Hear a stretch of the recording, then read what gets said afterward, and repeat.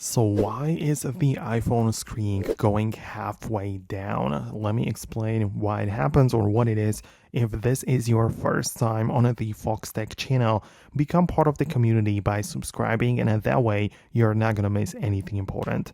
So the screen going halfway down is actually a feature which is called Reachability.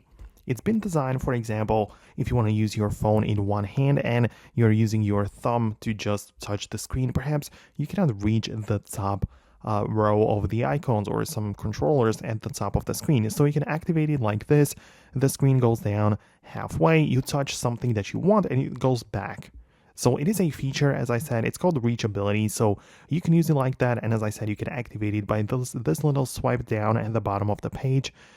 It can work literally inside anything you do. It's not like specific to apps or home screen or anything. And this is how it works, and that's how it's been designed. So you can also manage and decide if you want to have it enabled or not, because you can find it in the settings.